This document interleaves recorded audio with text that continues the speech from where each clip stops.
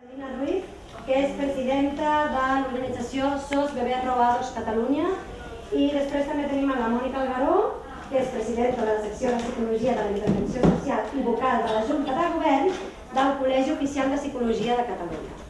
A banda d'elles també vindrà ara l'equip, que tenim a la seva directora i els actors. I entre tots parlarem una miqueta del tema que tracta l'obra, que tot i que, com heu vist, està en clau de comèdia melodramàtica, es parla d'un tema tan delicat i un tema tan dur com és el dels nens robats del franquisme. Ara, si de cas, esperem a veure si queda algú més al lavabo. Sí? Ara. Queda algú més per allà? No? Entrava una noia al lavabo. Entrava una noia al lavabo. Estaven jo ara esperant. No sé si voleu els de dalt recol·locar-vos una miqueta. Veig que també està la Lola, que està aquí, ella és la que ha fet el vestuari. Baixa si vols, com vulguis. Ho veus aquí? Vaja, Lola! Ella és la Daniela de Becky, que és la directora de l'espectacle. Sí. Ella és la Mona Salvador. La Daniela que ja no he vist abans. Mira, si vols seus aquí, si vols tens un any. Quedàveu vosaltres, oi? No queda ningú més al lavabo, pot ser? No, crec que no. Perfecte. Doncs, si us sembla, mentre esperem que vinguin els actors, com he comentat abans, tenim a l'Adelina Ruiz, que és la presidenta de SOS Bebés Robados Catalunya, a la Mònica Algaró, que ve del Col·legi de Psicologia de Catalunya, i a la directora, i ara van sortint els actors, el Joan Martínez, que és el que ha fet el personatge d'Andela, i ara vindrà el Círculo.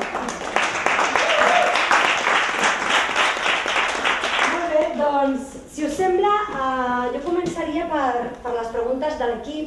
És veritat que no tenim l'autor, que és l'Albert Pijuan, no ha pogut venir, però tot i així jo crec que la Daniela ens pot contestar aquesta pregunta, que seria per què parlar d'aquest tema i sobretot per què en clau de comèdia. Bueno, per què parlar d'aquest tema? Perquè és absolutament necessari. Això no hi ha una altra resposta més que aquesta.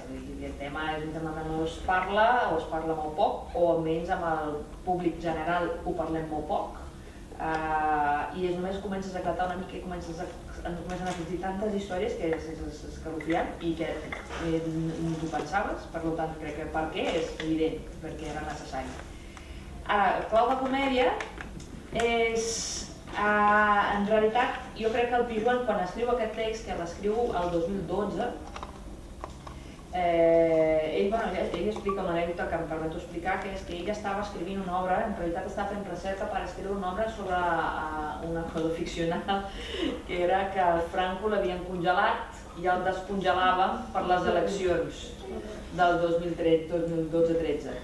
I va començar a fer una obra per parlar d'això, d'aquestes tendències de l'extrema dreta que tornaven en aquell moment i tal, i ara volia ubicar-lo en això. I va començar a investigar sobre el franquisme i li va caure davant aquest tema. I aquest tema li va atropellar i va dir és que no puc continuar escrivint el que volia escriure perquè això m'ha anat més a fons de l'altre. L'altre era simplement una cosa política i això ja anava molt més enllà d'això.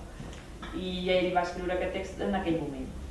I han passat 10 anys i en aquests 10 anys ha canviat també la manera, una mica hem començat a intentar una escletxa i parlar una mica més d'aquest tema i a 10 anys d'aquest text ningú li va fer cas i ara li he fet cas jo. I crec que per això, i el text té aquest caràcter de comèdia precisament perquè vol posar en evidència l'absurd d'aquesta situació, és perquè tot el que vosaltres us rieu avui és veritat. No és que estem fent una comèdia bufa, són fets i dades i coses que estan documentades i que són veritat. I que els que ho veiem des de fora ho veiem com algo tan extraterrestre que ens fa fins i tot gràcia, perquè és que és tan fora del que nosaltres som capaços de pensar, quan diu agafa els nadons de les neveres, vull dir, dius, és que... I és veritat. Llavors és com... Crec que la intenció era fer una ficció voltant d'un tema molt profund i molt seriós per poder posar en evidència el poc cas que feien i que hem fet durant molts anys amb el caràcter humà i la problemàtica, sobretot a les víctimes, a les dones, les víctimes d'aquesta situació, i als nens i nenes, que també són. És que al final, avui parlàvem a la ràdio d'això, i arriba un punt en què és una zona grisa que un cop engegada la maquinària tothom és víctima. No patiu que fa soroll perquè s'està refredant, però no passa res. No cal res. Doncs una altra de les preguntes que també teníem és perquè ells són la mínima, ara ja podem saludar el Carles Cruces, Neu Soler, que ha interpretat la Conxita, i ells, com deia, són la companyia La Mínima, que aquest any estan celebrant 10 anys, i tenen un mètode molt concret, que això no sé qui dels quatre me'l podria explicar, ens el podria explicar més bé. Jo no. Tu no? Ells tenen un mètode que li diuen el teatre sistèmic, que ve una mica de Sancho y Sinisterra, llavors aquí ja heu d'explicar vosaltres de què es tracta i el per què aquesta obra no segueix tant aquest mètode, no?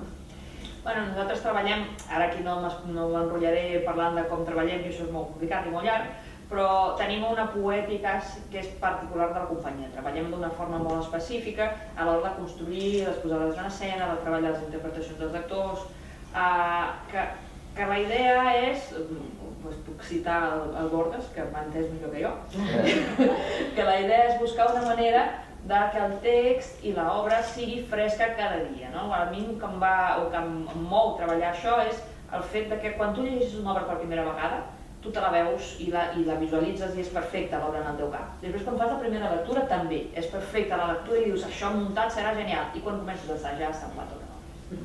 Tot et sembla mentida, no creus res i quan mecanitzes tot va igual. Llavors hem creat una manera que és un motor intern que tenen els intèrprets mentre treballem, que és que cada dia la funció és diferent, perquè creem unes partitures físiques que fa que ells puguin, en aquesta obra no, però normalment, hi ha una escena que és bastant lliure, però en aquesta obra no és així, però normalment no hi ha marques, l'actor no està marcat on ha d'anar, vaig cap allà aquí, ara vaig cap allà, ara vaig cap aquí. Hi ha unes formes de moure i unes accions que ells han de complir i han de fer, però dintre d'aquestes formes ells poden organitzar-se com volen i durant un espectacle. Per tant, canvia moltes vegades fins i tot la intenció, la interpretació, el sentit de la frase. Això és una cosa que he anat investigant durant 10 anys, hem anat treballant amb això. I en espectacles també hem de dir que els espectacles de La Mínima sempre han sigut de gran mitjà format, és a dir, sempre hem treballat amb... Som mínimals, però és una broma, això de minimal. És més pel minimalisme que té això que us acabo d'explicar, aquesta idea de la repetició que té el minimalisme.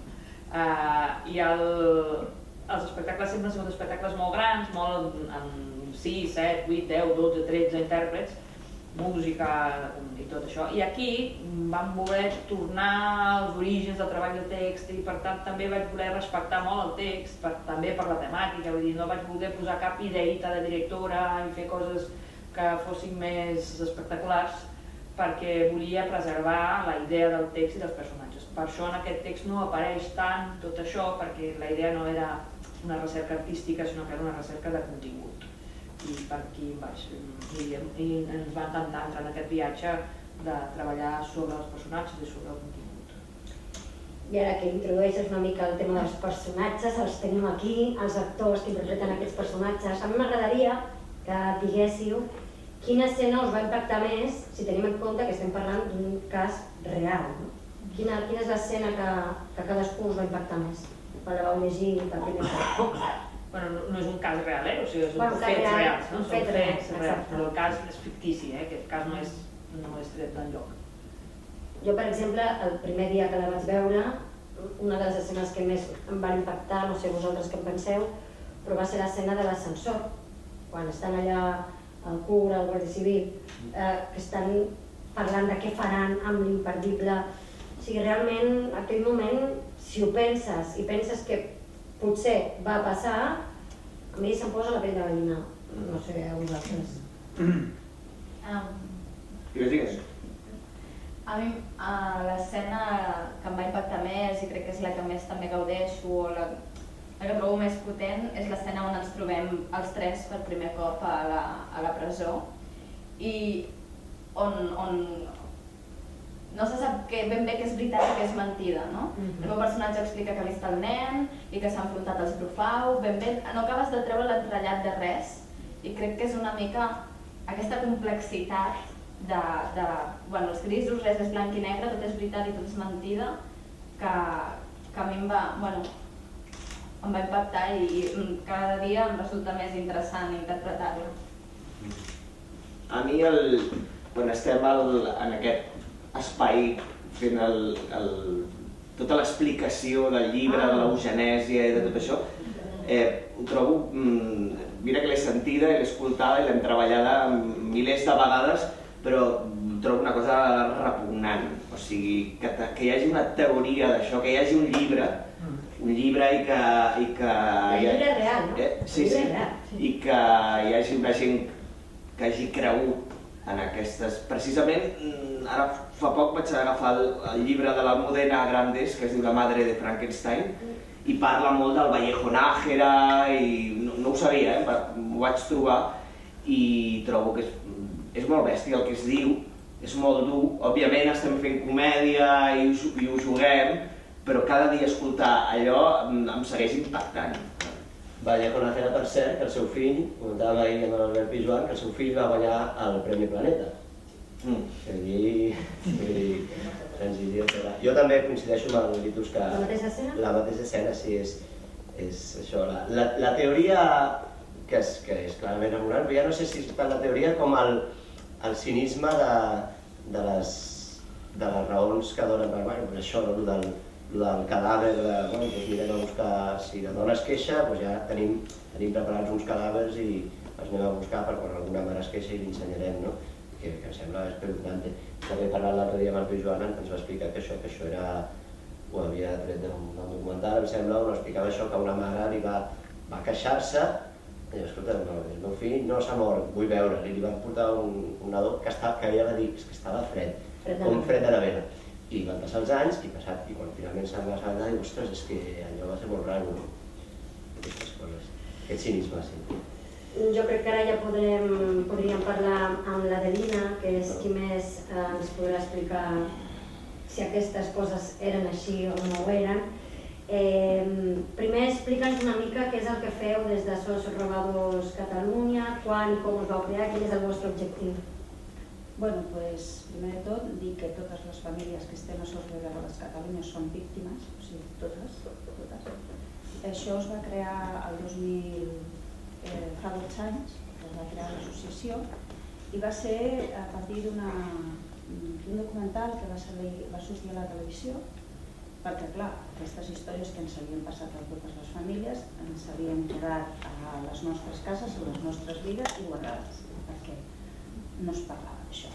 No es parlava, a més ningú et feia cas, el primer que et deia que estaves boja i clar, tu no sabies que havien passat més casos d'això. Llavors, quan va sortir aquest documental a la televisió, va ser quan la gran majoria de totes les famílies que van veure la magnitud que hi havia, que quan tu escoltes una mare de Madrid, una altra de Sevilla, una altra de Bilbao, una altra de... és que estan explicant el mateix que m'ha passat a mi, no pot ser això, què ha passat. Llavors, va ser la primera associació que es va crear i a partir d'aquí és quan les famílies van començar a posar-nos en contacte. Clar, totes les víctimes que hem patit tot això, des del primer moment, hi ha algunes que, com expliqueu, vam demanar i vam veure la criatura, altres no ens van deixar, ens vam dormir, o sigui, hi ha tantes històries, i aquí milers, perquè és que això no són 4 casos, són milers de casos. Aquí a Catalunya denunciats són més de 400 i estan arxivats. A la resta d'Espanya al voltant de 4.000 i estan arxivats. I els que no s'hi saben. Perquè a més, què fem a l'associació? Nosaltres, quan la gent es posa en contacte amb nosaltres, el primer que demanem és que hem de cercar 3 documents que són importants. I és un, el document històric, de l'hospital, la documentació de l'hospital, del certificat de registre civil i certificat de cementiris. Aquí, si tenim aquests documents, ja podem veure si hi ha algun o no estan els documents, que són els casos que passen. Les sospites nostres si poden estar o no. Llavors, quan tenim aquests documents i veiem que hi ha, perquè la gran majoria hi ha falsificacions, hi ha documents que no estan bé, és quan es posa la gent en marxa i es denuncia. També què passa? Hi ha moltíssimes famílies que es posen en contacte, però no tothom tira endavant. Primer, perquè això és molt dur, aquest camí és molt dur, perquè t'hi trobes que tu penses com s'han passat a la gran majoria de la gent que nosaltres tenim més a prop, que són els de Catalunya, que quan tu comences a obrir aquest meló, penses que en 3 mesos això estarà solucionat perquè tens la documentació, ho denunciaràs i això ja està. Doncs no, des que vam posar les primeres denúncies ja fa 12 anys i no avancem, no hi ha manera. Això, en tot el que expliqueu aquí, amb aquesta clau de comèdia, desgraciadament no ho és. Jo és el segon dia que vinc a veure l'obra, el primer dia ho vaig passar molt malament. Avui he estat més forta, però he pogut absorbir d'una altra forma tot això i reconec que aquesta feina que feu és divulgació i ens ajuda també, perquè això no es vol tirar endavant. Aquí n'hi ha, com explica l'obra, gent molt important, que ho sabem, i això per què no tira endavant? Perquè hi ha molta gent important aquí darrere encara, els tiets, els pares, els avis, qui sigui, i aquí està, i això no tira endavant. Clar, aquí hi ha una llei aquí a Catalunya, fa 2 anys i mig, que es va aprovar una llei per nadons, de desaparició forçada infantil, perquè a més això sempre es parla de nadons robats, però és que això són desaparicions i el primer de tot és que les mares són les víctimes primàries i els van fer desaparèixer de les vides dels nostres fills. Per tant, són desaparegudes i les criatures també són desaparegudes.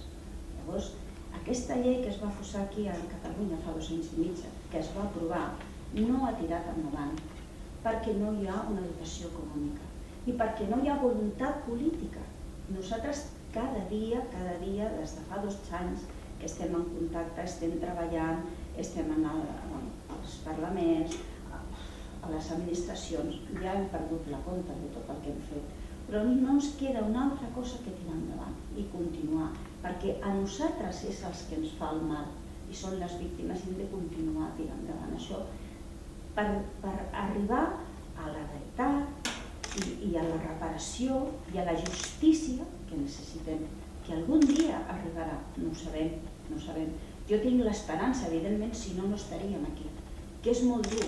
Avui teníem d'haver vingut un parell de gent del grup, però psicològicament estem fet calm, tots. I cada vegada que va passant més temps, penseu que la gran majoria del grup de Catalunya, des que s'ha aprovat la llei aquí a Catalunya, anímicament encara estem pitjor.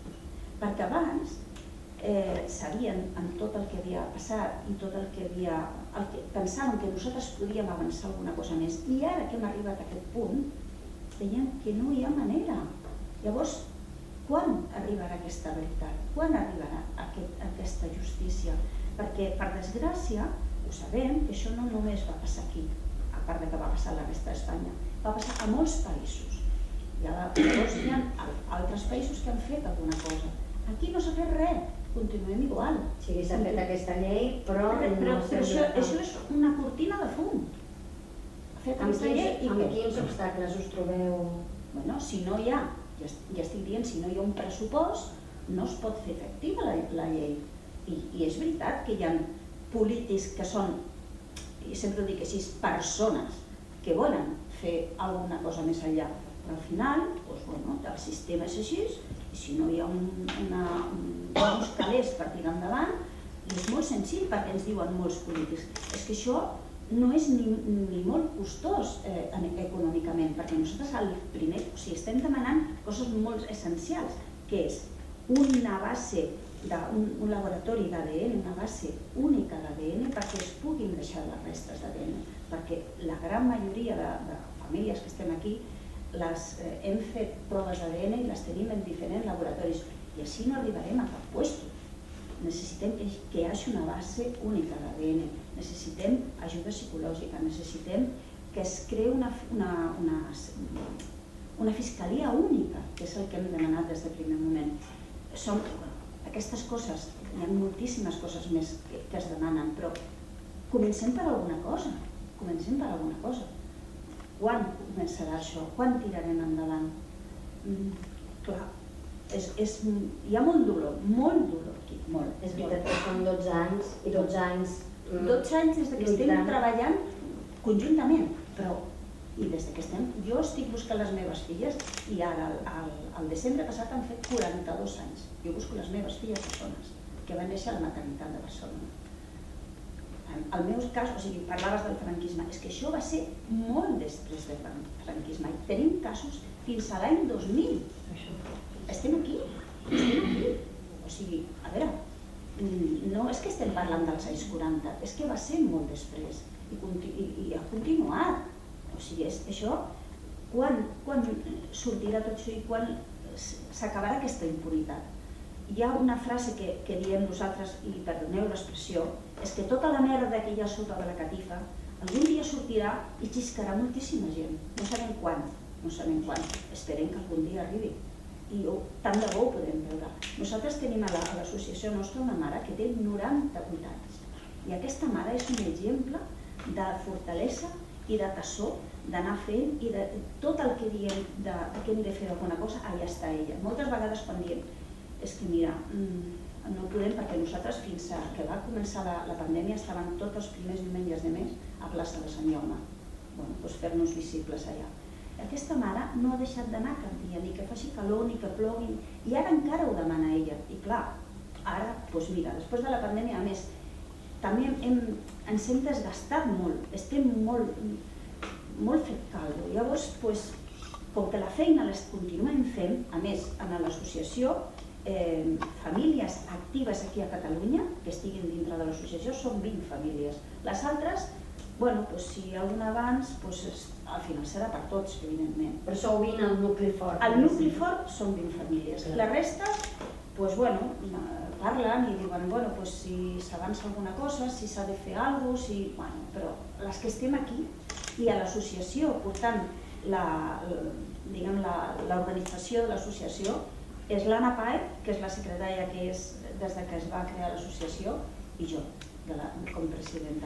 La resta, aquí estem, ens ajudem com podem, però a més nosaltres tenim les nostres famílies, tenim els nostres treballs, i la salut, etc. I llavors hi ha moments que dius, no puc més. Recordo el dia que us vaig contestar en aquell correu, perquè clar,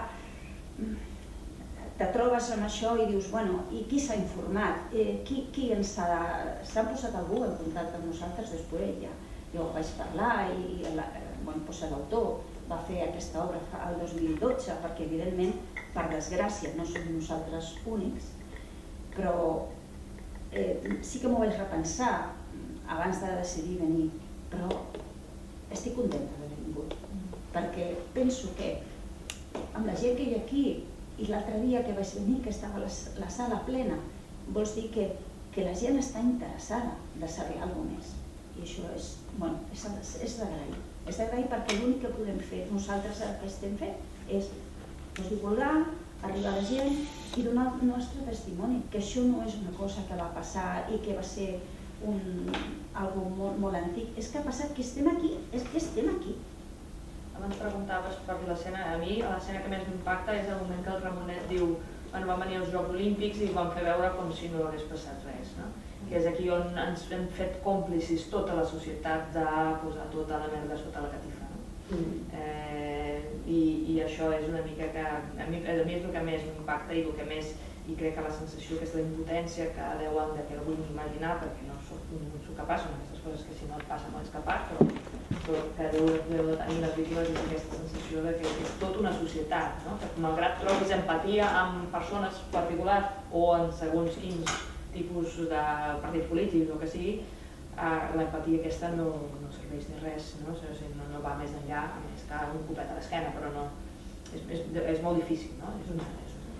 Abans, Adelina, deies que demanàveu ajut psicològic. Això suposo que és perquè no en teniu, i vosaltres particularment, com ho esteu portant aquest procediment?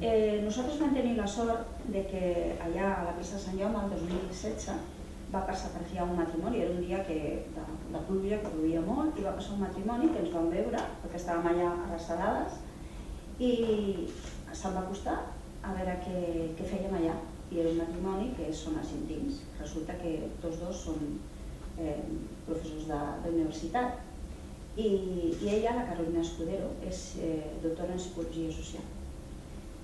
Se'm va acostar en aquell moment i va dir que estaria al nostre costat i que ens acompanyaria.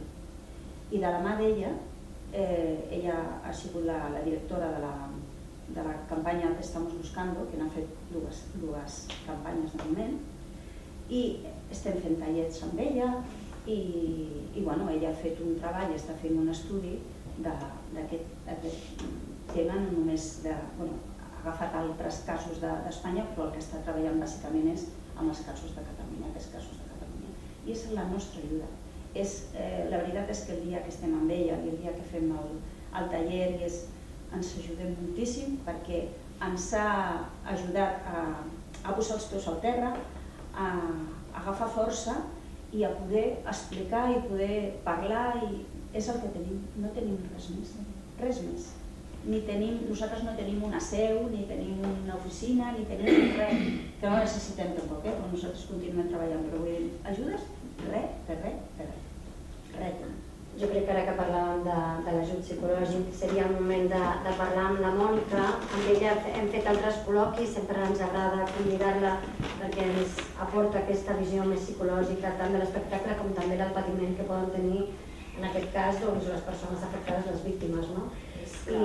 És un dels patiments, o sigui, és veritat que hi ha totes les obres que toquen temes emocionals, però aquesta toca una de les coses més brutals que poden haver-hi, que és la sostracció, el robatori, la desaparició de nens i nenes. Vull dir que realment això, el dany a llarg plaç emocional que això té i aquest impacte és brutal, perquè a més és el que comentava, o sigui, no només pel fet de ha desaparegut, sinó tota aquesta indefensió que crea aquesta injustícia de tota la violència també estructural que ho ha sostingut i ho sosté al llarg del temps. És a dir, no és només el moment de la pèrdua, del no saber, és tot el que al llarg del temps això es va, d'alguna manera, com ha dit, en casos de, no estem parlant de 10 anys, de 20 anys, no, de llarga durada, i com això, al final, és un impacte brutal, sobretot que hem dit les víctimes, les dones, aquests nens i nenes, com impacta això en la seva identitat, vull dir, perquè aquí ja es trunca totalment aquest punt de justícia, de creació d'identitat, vull dir, ara com comentava, quin poc suport tenen, quan una de les coses bàsiques, és a dir, al marge de tota la lluita legal i de trobar és que paral·lelament hi hagués un suport psicològic per sostenir tot això, perquè clar, això que m'impacta, entre moltes altres coses, depressió, ansietat, problemes de personalitat, és increïble, o sigui, el que pot això abordar, i ja no parlem també de nens o nenes que de cop poden descobrir aquesta realitat i en com queda la seva identitat, és a dir, de tot el que se suposava que era veritat i ja no ho és, i com es construeix. Vull dir que realment això a nivell, el que dèiem, no només d'aquestes famílies, en quina societat estem, com es construeix això, com es pot reparar. Aquesta és la dificultat, o sigui, jo crec que aquí evidentment fan falta fons econòmics, perquè sense això no es pot moure, però jo crec que hi ha moltes coses a fer, perquè és el que ella deia, que ens queda parlar, visibilitzar, fer transparent, d'alguna manera vull dir, clar, tots aquests anys us han tret la veu també, o sigui, d'alguna manera aquest silenciament, no? És molt terapèutic també el poder compartir, el poder-ho parlar, el poder-ho treballar, el que dèiem, no? Que no et tractin de que estàs boja o que et passa alguna cosa. En el cas, bueno, jo és la interpretació que he tret, però aquell moment final que ella com es va desmuntant per l'escala cantant, jo dic, és que clar, és un trencament, és una desestructura total a nivell d'identitat, de projecte, de tot, i que no veiem aquest post de, imaginem-nos, famílies que estan en la recerca, en el patiment continu, però això ha creat un impacte, volguem fer-ho o volguem silenciar-ho, però això està allà, no? Llavors jo crec que aquí s'ha de fer des de les entitats, des de la cultura, des de tal, però hi ha una responsabilitat també social i política, no? Llavors, aquí una mica, doncs, és una mica posar una miqueta l'engruna de tots, perquè clar, al final, si no és el que dèiem, és com si tot aquest patiment quedés invisibilitzat, i part de la reparació, des d'un punt de vista de la justícia restaurativa, és que algú et reconegui el dany que has patit, és a dir, tu poder-lo expressar, però aquest punt no només des de la víctima, sinó dels qui t'ha fet el dany, que hi hagi aquest reconeixement de que t'he causat un dany, i a partir d'aquí poder començar un tipus de reparació, perquè al final, si no, totes aquestes víctimes, quin sentit de la justícia no han tingut? Vull dir, jo crec que hi ha casos que no pot passar, vull dir que per la dificultat de retrobar els seres estimats, ha de passar també per altres coses, vull dir, perquè aquí és el que deia, no és un fet aïllat amb un delinqüent concret, aquí és com tot aquest tema estructural tan pervers, al final que ha sostingut això durant molt de temps, i a nivell de seqüeles, sobretot psicològiques, clar, tant per les mares com pels fills, que també és a dir, tot això és molt important, o sigui, el sentit que aquestes famílies, aquestes mares, aquests nens, aquestes nenes puguin parlar d'això, que realment es faci llum, que s'esclareixi, i a partir d'aquí parlem de restauració del dany. Vull dir que... i això... Entenc que també és un procés psicològic que en el cas de... ara perquè tenen aquest suport, aquest acompanyament, però entenc que també és un procés molt llarg, perquè clar, són molts anys de dolor, de patiment, de búsqueda... I no tothom, vull dir, hi ha persones més o menys resilients, no tothom ho viu igual, clar, és el que dèiem, doncs el dolor està clar que totes l'han patit, però alguna segur que ha tingut seqüeles que fins i tot a nivell clínic han desenvolupat algun tipus de trastorn psicològic, vull dir, és que greu. Llavors, clar, aquí és també com valorem aquest dany, vull dir, perquè és cas a cas. Jo volia afegir, el que estic parlant, o sigui, penseu que de totes les mares que ens coneixem, totes ens estem medicant. Per ansietat, per medicació per dormir, des del primer moment, o sigui, i hi ha algunes, això, que és que psicològicament estan, a part d'anar-se pagant-se amb els seus psicòlegs, psiquiatres i particulars, perquè clar, és que no tires endavant, és que ja dic, i encara des que hem començat a treballar poder estem pitjor que estàvem abans, perquè quan assumeixes que és que t'estan enganyant tant, perquè abans no tenies quan no tens la informació, però ara que la tens, és que no pot ser, és que no pot ser. Doncs per desgràcia sí que és. Nosaltres pel procés de créixer vam entrar en contacte amb una persona que és un nen que va ser un nen robat, no? Ell no vol, ell diu, de fet ells, per exemple, diu, jo no vaig entrar en contacte amb l'associació, soc d'identitat perquè jo no tinc la certesa que soc robat, perquè el seu cas és bastant semblant al cas de la Conxita, el cas de la seva mare és aquella cosa que no sap ben bé si va ser la família que li va donar l'adopció, si va ser la mare biològica, al final la va arribar a conèixer, la mare deia que amb ella li havia dit que estava mort, ell no sap res, i no té manera de saber-ho, perquè la seva família adoptiva tampoc no vol desmentir. És aquest cas, el cas típic de manual que la mare va anar amb la barriga de mentida fent una foto, i és el cas de... I ell, el seu estat psicològic ha quedat molt afectat. Pensar que ha descobert, ha passat de ser un catalanet, una persona de família benestant, que amb bona formació i de viure bé, ha de cop i volta trobar-se que no té identitat. I amb una depressió i un estat, d'ençà que va descobrir que potser va ser tractat amb un electrodomèstic i ell va trobar el seu rebut. I abans que es parla a l'obra del tema econòmic, és que sí que és veritat, o sigui, moltes famílies, perquè ho sabem també, com vosaltres si heu fet la informació, famílies altives que amb ells els van dir que això, que pagaven l'estança a la clínica, no sé què, però clar, des d'això fins la barbaritat de diners que hi havia entremig, aquí on estan, això, el capellà, el no sé què, el no sé quantos, i aquí anava xupant, bueno, al final és això, anava xupant tothom. Llavors que clar, és que documentació que tenim de dades que es pagaven, això, el pis de la quantitat d'un pis de l'època que es pagaven per les criatures. Llavors és que estem parlant d'1 milió i pico, 2 milions i pico de el que trobo més sorprenent és que està documentat. Està documentat. És que això és el que és més sorprenent perquè és com la Corina, no? És que quan nosaltres comencem a demà i quan diem no és que pensem i sospitem, és que tenim papers, tenim documentació. I clar, i aquí no passa res que estigui un número tatxat, un número d'història canviat, un nom canviat, no passa res, et diuen, era mala praxis. Com que mala praxis? Mala praxis, sí, això et diuen. Els fiscals diuen, és mala praxis, o et diuen, una xapuza. Perdona? Una xapuza? Mira que estem parlant de persones. Estem parlant de la vida d'aquestes persones, de la vida d'aquelles criatures i de les famílies.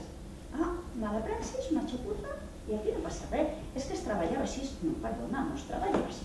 Com és possible que en aquell moment criatures que morien de veritat els hi donaven aquests cossos a les famílies i es tenien de pagar l'enterrament i no sé què, i a nosaltres ens venien i ens deien que ells s'encarregaven de tot, evidentment, ni et deixava veure la criatura ni res, i després resulta que les criatures les enterraven per beneficència. Qui havia demanat la beneficència? Si nosaltres teníem els nostres assegurances, o sigui, aquestes coses que, clar, penses, això només m'ha passat a mi, però clar, quan comences a escoltar, i un cas, nosaltres, el meu marit i jo, vam ser conscient de que ens havia passat alguna cosa així, va ser l'any 2000, o sigui, perdó, el 1981, que va ser quan va sortir el primer informe d'Interviu, que es parlava dels nens en el congelador, és quan nosaltres vam dir nosaltres segurament que som víctimes de manipular, perquè nosaltres en aquell moment, quan ens van dir que no ens deixaven les criatures, que se les havien portat a Madrid a analitzar-les, que rebríem un informe,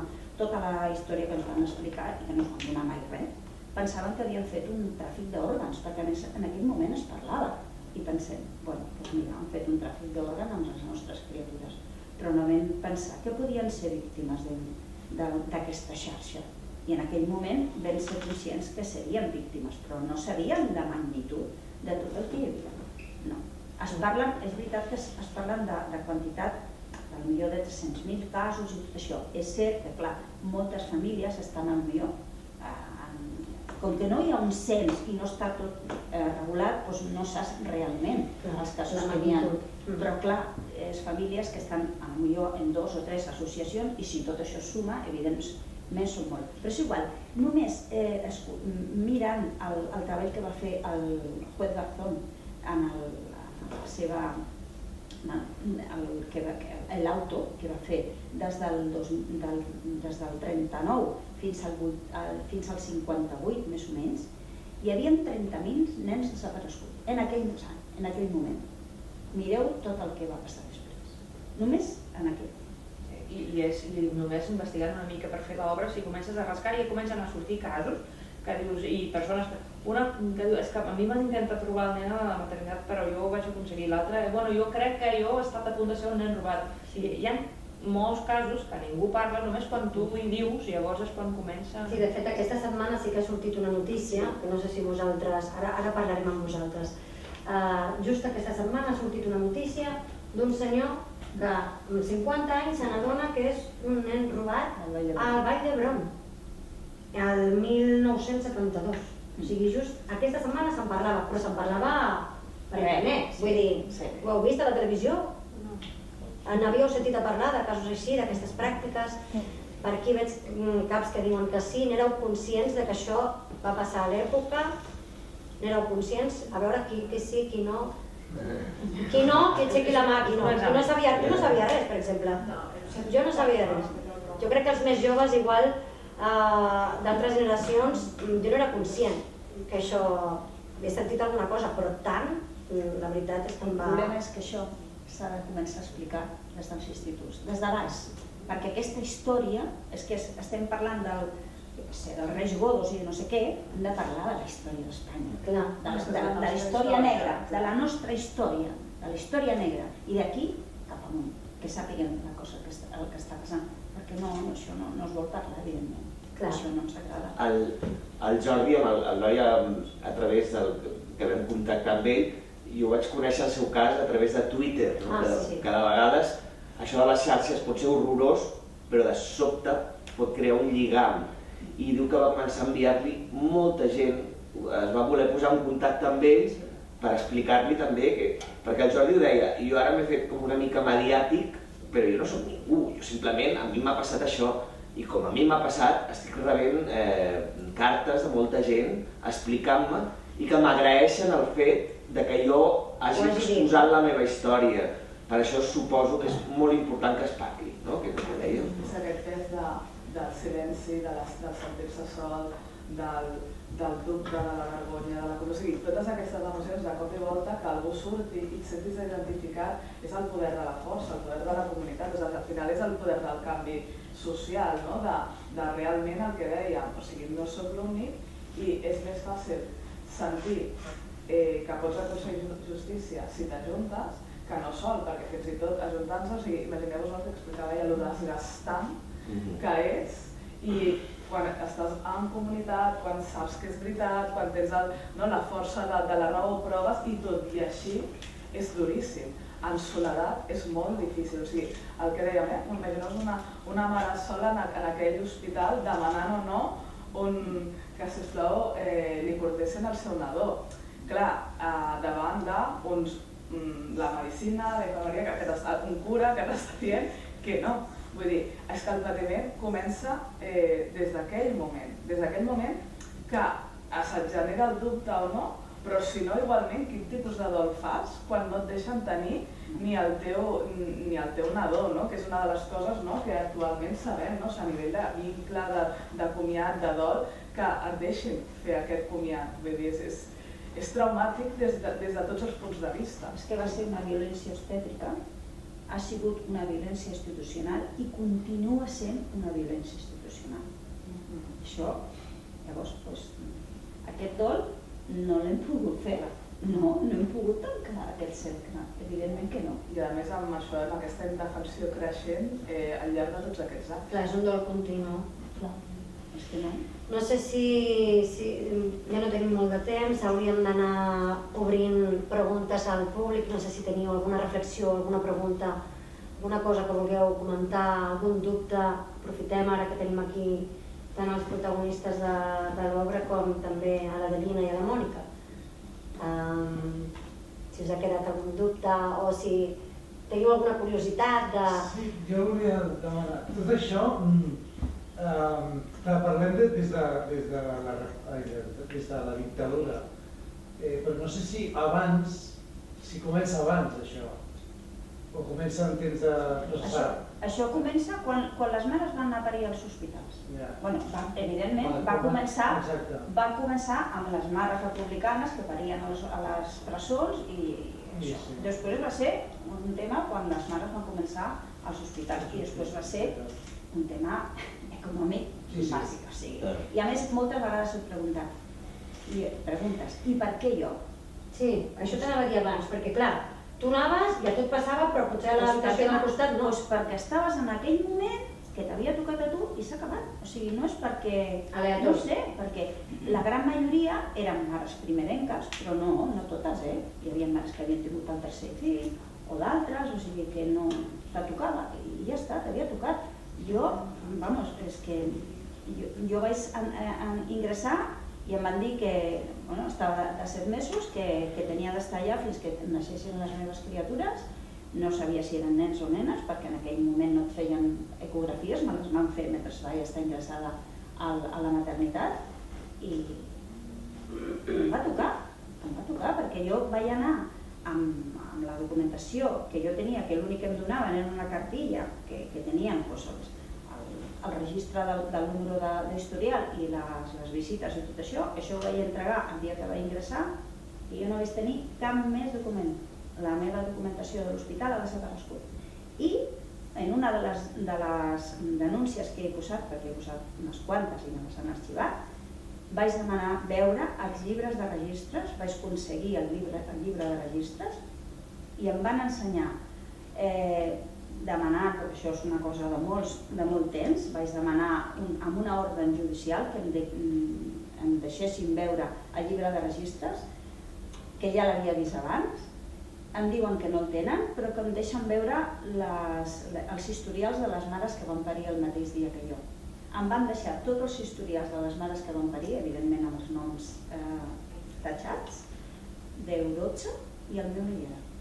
Com és possible? O sigui, s'ha perdut aquest? Doncs no ho saben, no ho troben. Jo, en la recerca vam trobar que casos de bessons eren bastant comuns, que un dels dos ha mort. Sí, però hi ha documentació d'alguna cosa, perquè a més, del mateix dia que les meves filles ha vingut un cas a l'associació, a més es van trobar, és una noia que va venir a plaça Sant Jaume i fa relativament poc temps que la vam conèixer. I aquesta noia estava buscant el seu germà i van néixer bessonada també amb una hora de diferència. Aquesta noia busca el seu germà, que li van dir que havia mort, i també la història d'ella va ser una mica curiosa perquè ella es va donar compte, perquè ella va demanar els papers de naixement d'ella i van venir els papers de naixement del seu germà. I va dir, doncs està mort, com és possible? I aquí són, saps? O sigui que hi ha tants que és horrible. Jo no sé vosaltres, però escoltant a la Davina, la veritat és que cada cop veig més necessari que es parli, que es faci divulgació. Llavors, no sé si teniu molta pressa o no, perquè ens quedaven un parell de preguntes com per acabar, però sí que volia afegir això, que trobo que és molt important i t'agraïm moltíssim, Davina, que siguis avui aquí per parlar d'aquest tema, perquè estem tots jo m'he quedat ara una mica en blanc, la veritat, amb tot el que estic sentint, perquè és al·lucinant. Jo dic, m'ha costat, perquè a més us he de dir, qui m'ha convençut, més que res, o m'ha fet veure una visió diferent, han sigut els meus fills, que em van dir, és una manera diferent de fer divulgació, ho has de veure que és un art, i dic, doncs tinc raó, perquè, per sort, he tingut 2 fills després, tinc una filla de 40 anys i un fill que farà 35. I són el meu motor, la veritat. El meu motor són ells i la família, que jo tinc molta sort que tinc molt recolzament, que totes les famílies no poden dir això. O sigui que veure també la visió d'ells i el recolzament que tinc d'ells em fa també tirar aquí. Doncs gràcies, de veritat. No sé si hi ha alguna pregunta per aquí, si no hauríem d'anar tancant. Sí que potser ens hem allargat una miqueta més, però és que ens agrada també escoltar-te. I res, gràcies, esperem que la lluita aconsegueixi justícia, molts ànims i molta força per totes les mares que esteu, totes les famílies que esteu a l'associació. Gràcies a la Mònica també, perquè sempre ens dones aquesta visió tan important també psicològica, que ens hem de cuidar psicològicament també. I sobretot gràcies a la Minimal, que no ho hem dit, però sí ho hem dit, crec. Fan 10 anys. És una meravella tenir-los aquí a la sala. Gràcies per poder fer possible col·loquis com aquest, per parlar d'aquest tema des del teatre, creiem que també és molt important. I gràcies a vosaltres per venir, per quedar-vos, perquè evidentment feu que tingui sentit la nostra feina. O sigui que moltes gràcies.